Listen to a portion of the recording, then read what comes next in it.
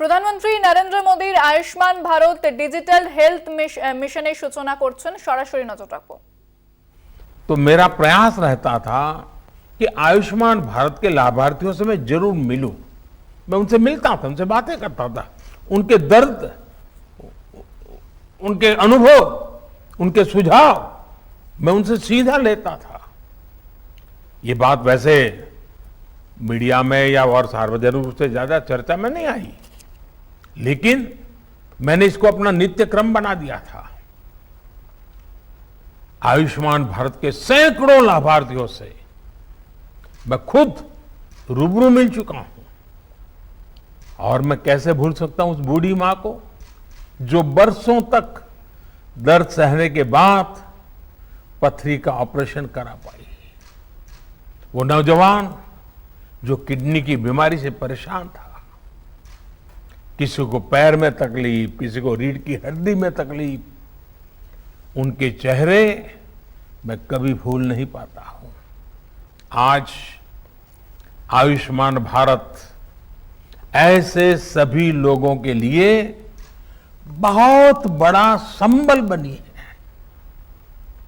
थोड़ी देर पहले जो फिल्म यहां दिखाई गई, जो कॉफी टेबल बुक लॉन्च की गई, उसमें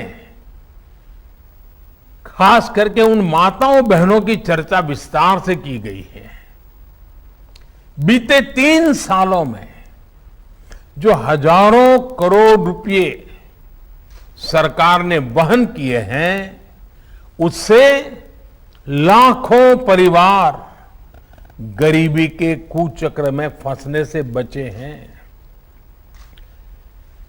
कोई गरीब रहना नहीं चाहता है। कड़ी मेहनत करके गरीबी से बाहर निकलने के लिए हर कोई कोशिश करता है, अवसर तलाशता है।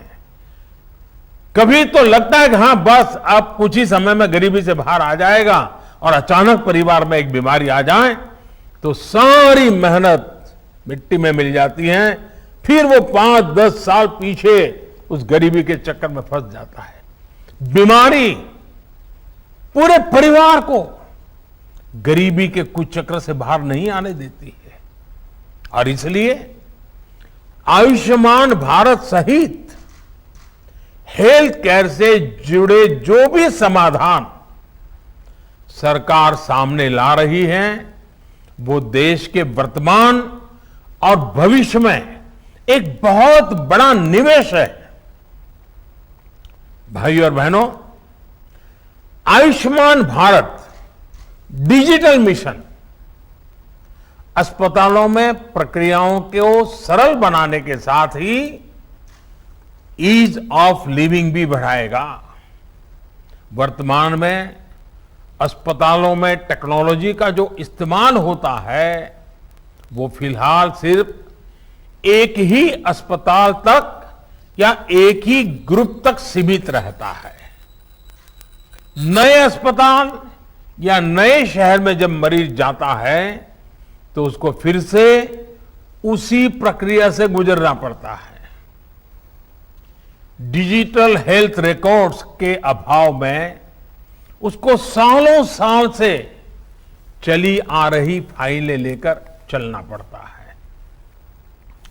इमरजेंसी की स्थिति में तो यह भी संभव नहीं होता है। इससे मरीज और डॉक्टर दोनों का बहुत सा समय भी बर्बाद होता है, परेशानी भी ज्यादा होती है, और इलाज का खर्च भी बहुत अधिक बढ़ जाता है। हम अक्सर देखते हैं कि बहुत से लोगों के पास अस्पताल जाते समय उनका मेडिकल रिकॉर्ड ही नहीं होता। ऐसे में जो डॉक्टरी जो परामर्श होता है, जांच होती है, वो उसको बिल्कुल जीरो से शुरू करनी पड़ती है, नए सिरे से शुरू करनी पड़ती है। मेडिकल हिस्ट्री का रिकॉर्ड न होने से समय भी ज्यादा लगता है, खर्च भी बढ़ता है, और कभी कभी तो उपचार कॉन्ट्राडिक्टरी भी हो जाता है।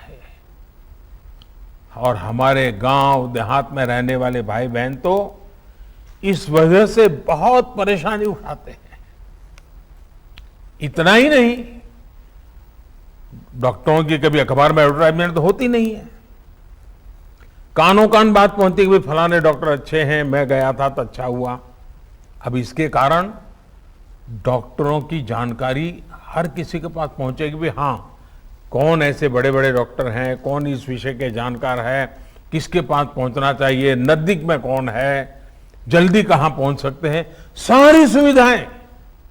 और आप जानते हैं, और मैं और एक बात कहना चाहूंगा, इन सभी नागरिकों को इस तरह की परेशानी से मुक्ति दिलाने में आयुष्मान भारत डिजिटल मिशन बड़ी भूमिका निभाएगा।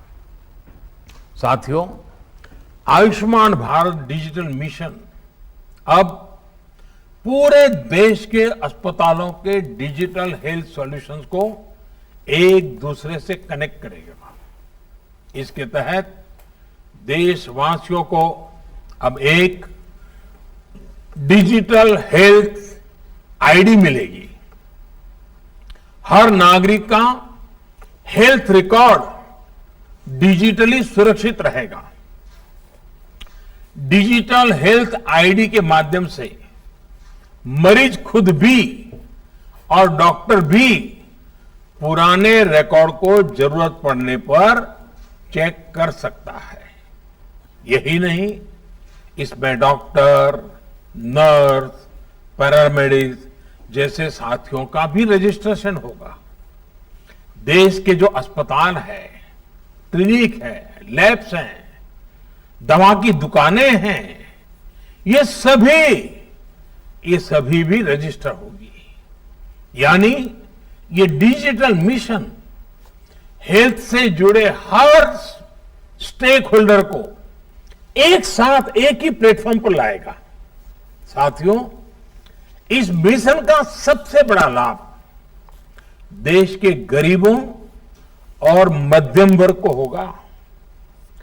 एक सुविधा तो यह होगी कि मरीज को देश में कहीं पर भी ऐसा डॉक्टर ढूंढने में आसानी होगी जो उसकी भाषा भी जानता है, समझता है और उसकी बीमारी के उत्तम से उत्तम उपचार का वो अनुभवी है।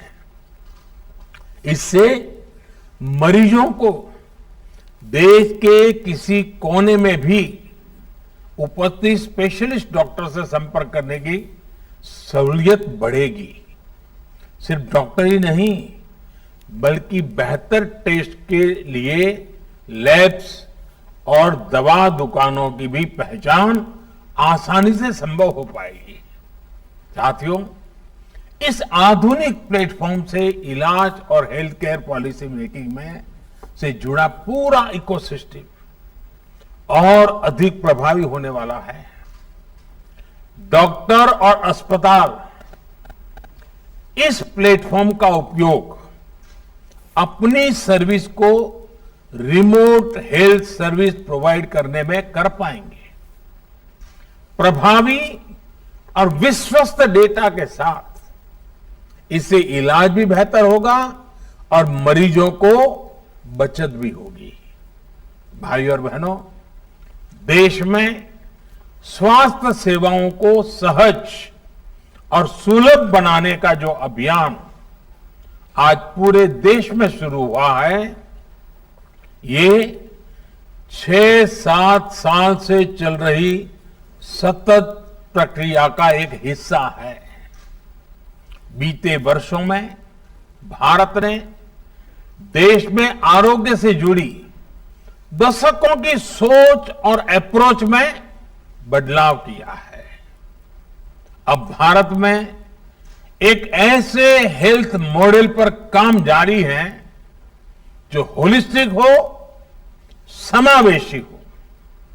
एक ऐसा मॉडल जिसमें बीमारियों से बचाव पर बल हो, यानी प्रिवेंटिव हेल्थ केयर, बीमारी की स्थिति में इलाज सुलभ हो, सस्ता हो और सबकी पहुंच में हो।